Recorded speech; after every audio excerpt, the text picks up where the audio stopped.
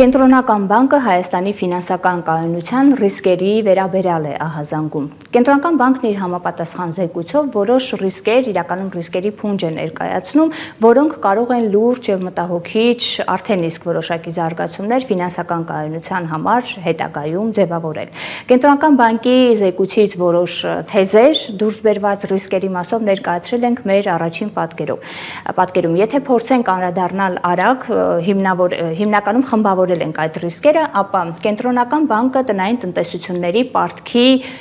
բեռի աճ է գնահատում, սա վերաբերում է հիմնականում երկարաժամկետ վարկավորման ծավալների կտրուկ աճերին, թեև նույն կենտրոնական բանկի գնահատականներում ասվում է, որ վարկային բեռը բացարձակ թվով իրականում աճել է, բայց այդ թվում եւ առավելապես ի հաշիվ հանգամանքի, որ դրանք երկարաժամկետ պարտավորություններ են, տնային տնտեսությունների համար բեռը որոշակիորեն մեղմվում է։ Այնուամենայնիվ, այս ռիսկը ֆինանսական կայունության տեսանկյունից կենտրոնական բանկն առաջացնում է։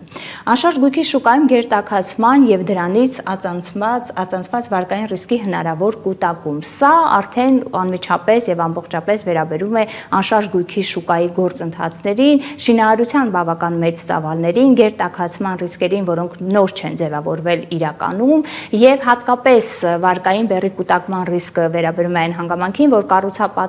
կառուցապատումների մեծ մասը իրականում նույն վարկային միջոցներով իրականացնողներ են, իսկ հաշվի առնելով հանգամանքը, թե ինչպիսի զարգացումների ներքո են եւ անշարժ գույքի շուկայի հետ կապված ինչպիսի հնարավոր զարգացումներ կարող են լինել, դրանք անդրադառնանք իհարկե, բայց սա արդեն վճարունակության կառուցապատողների կողմից վճարունակության խնդիրներ կարող է առաջացնել, այդ թվում բնականաբար հարվածելով ֆինանսական կայունությանը։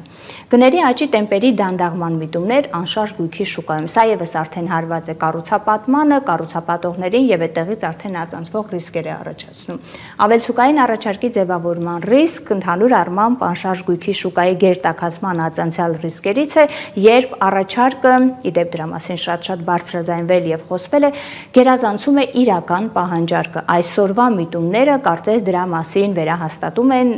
դրանք անդրադառնանք հաջորդիվ։ Եվ այստեղ շարունակվում է եւ այս ամենը ընդհանուր առմամբ կենտրոնական բանկի կողմից գնահատվում է առկա տնտեսական իրողությունների համատեքստում, մասնավորապես նշվում է տնտեսական աճի տեմպերի դանդաղում, աշխարհաքաղաքական եւ առևտրատնտեսական լարվածություններ եւ այլն։ Եթե փորձենք բանաձևել, կենտրոնական բանկը իսկապես ընդգծում եւ արձանագրում է ֆինանսական կայունությանը հնարավոր ռիսկեր, որոնց մասին օբյեկտիվորեն պետք է նշենք, կենտրոնական բանկը նոր չէ հայտնում եւ այս իմաստով եւ ավելի օբյեկտիվ եւ ավելի անկեղծ է կենտրոնական բանկը։ Մենք բացի նշված ռիսկերից, որոնց մասին պարբերաբար բանկի խորհուրդը ներկայացրել է իր ասուլիսներում, գնահատականներում եւ այլն, օրինակ կարող ենք հիշել կապիտալ ծախսերի վերաբերյալ պարբերաբար գնահատումները, պարբերաբար բարձրաձայնումը կապիտալ ծախսերի թերակատարման մասով մի կողմից, մյուս կողմից այդ ծախսերի բովանդակության եւ տնտեսական նշանակալիության մասին բարձրաձայնումից։ Ինչով է սա պայմանավորված, կապիտալ ծախսեր կան, որոնք ստեղծում են հավելյալ արժեք, կայուն զարգացման հիմքեր եւ նախադրյալներ եւ կապիտալ ծախսեր կան, որոնք տնտեսական նշանակության տեսանկյունից այնքան էլ մեծ չեն եւ հենց այս խնդրի բարձրաձայնման մասին նաեւ նույն կենտրոնական բանկը նշել է, ինչպես ասացինք, լինելով շատ ավելի անկեղծ եւ օբյեկտիվ։ Վերադառնալով արդեն անշարժ գույքի գերտաքացման ռիսկերին, ինչը շատ կարևոր նշանակության է այսօր հաշվի առնելով այսօրվա իրողությունները, առաջարկում եմ միասին դիտարկենք անշարժ գույքի շուկայի հետ կապված որոշ տվյալներ ընթացիկ ժամանակահատվածում, որ մենք ներառել ենք երկրորդ պատկերում։ Եվ ընդհանուր առմամբ անշարժ գույքի գործարքների թիվը նվազել է։ Իհարկե նվազումը 2%-ի սահմաններում է, սա գուցե այնքան էլ մեծ նվազում ուրեմն չհամարվի, բայց շատ կարևոր է հանգամանքը, որ եթե գործարքների ուրեմն մասնավորեցմամբ ենք դիտարկում, ապա առք ու վաճառքի գործարքները շարունակում են լինել բարձր, իսկ եւ ապահովում են աճեր, օրինակ նախորդ ժամանակահատվածի համեմատ 5.5%-ով ավելացել են։ Մինչդեռ վարձակալության շինարարության գործարքները, որը ուղիղ պայմանավորված է ռելոկանտների գործոնով, այս տարվա ապրիլին նախորդ տարվա նույն ժամանակահատվածի համեմատ որոշակիորեն նվազել է իր բացական նպաստումն ունենալով ընդհանուր գործարքների վրա։ Շատ կարևոր եւ հանրության լայն շերտերին հետաքրքրող հարց է ի վերջո անշարժ գույքի գների հետ կապված։ Այդտեղ մենք առիթ ունեցել ենք, զրուցել ենք, իրականում պատկերը բավական հակասական է։ Վիճակագրությունը այո ցուցադրում է որոշակի գնանկում, թեկուզ շատ դանդաղ, թեկուզ վերապահումներով, օրինակ Երևանի գոտիականության պայմանավորված տարբեր տեղեր վարքագիծը գների իրականում շատ միմյանցից տարբեր են, բայց ընդհանուր առմամբ անշարժ գույքի գները կարծես է նվազման միտման ներքո են։ Օրինակ նախորդ ամսվա նկատմամբ, մարտի նկատմամբ մենք ունենք 0.1%-ով գնանկում։ Նախորդ տարվա համապատասխան ժամանակաշրջանի համեմատ ունենք գնաճ, բայց պետք է նշել, որ այդ միտումը անկման փաստվում է նաև այն հանգամանքով, որ մարտին նախորդած ժամանակաշրջանների նկատմամբ էլ, այսինքն այս տարի 2025 թվականի առաջին ամիսների ընթացքում մենք կարծես թե թեկուզ փոքր քայլերով, բայց անշարժ գույքի գների նվազման միտման ներքո ենք, ինչը կարծում ենք շարունակական կլինի կամ առնվազն տրամաբանական է, որ շարունակական լինի։ Նորից խոսենք կենտրոնական բանկի կողմից առաջ քաշած ռիսկին, այն է անշարժ գույքի շուկան ունի գերտաքացման ռիսկ։ Սա կարևոր հանգամանք է եւ բավական հետաքրքիր տարբերություն կա։ Մի բան է, երբ անշարժ գույքի շուկայի գերտաքացման ռիսկի մասին խոսում եւ բարձրաձայնում ենք այն ընթացքում, երբ կար ձևավորված բավական բուռն պահանջարկ եւ գոնե պես մակերեսորեն թվում էր, թե այդ պահանջարկը կա, առաջարկը որևէ կերպ չի գերազանցում պահանջարկը, թեև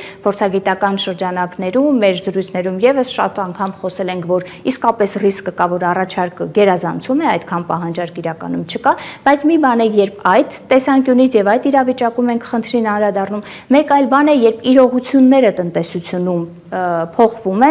փոխվում են շատ կտրուկ, բայց անշարժ գույքի շուկայի աշխուժությունը կամ համապատասխան կերպով չի նվազում, пассивությունը նույնքան համարժեք չէ, կամ անգամ որոշ դեպքերում շարունակում է այդ աշխուժությունը։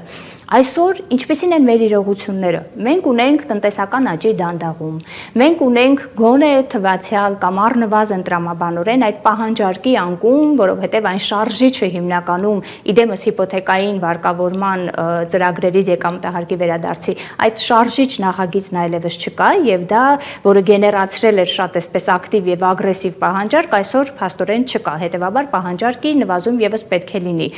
Մենք ունենք անորոշություններ, մենք ունենք տարատեսակ սոցիալական լարվածություն, տնտեսական այլ ասպեկտներից եկող ճնշումներ եւ այլն, բայց ինչպես տեսնում ենք, անշարժ գույքի գների բավական այսպես վերապահումով, շատ այսպես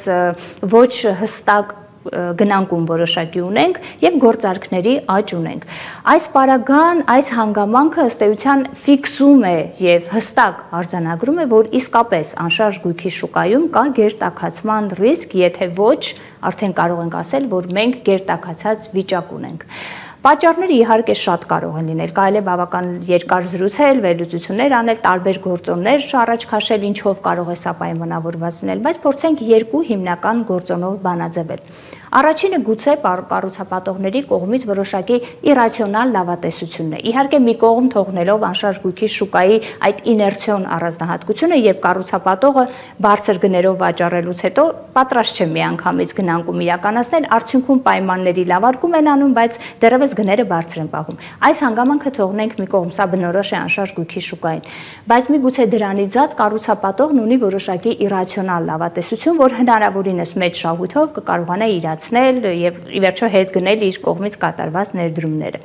Եթե մենք այդպիսի իրացիոնալ լավատեսության հետ գործ ունենք, ապա ցավոք սրտի ել ավելի հաստատվում է, որ գերտաքացման ռիսկերը եւ դրա դեպի ֆինանսական կայունություն ցնցումները առավել քան մոտ են եւ իրատեսական։ Իսկ եթե մենք չունենք իրացիոնալ լավատեսության հետ գործ,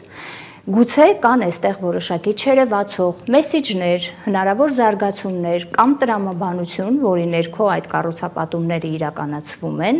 սա առնվազն հարցադրում է, որի շուրջ պետք է մտածել,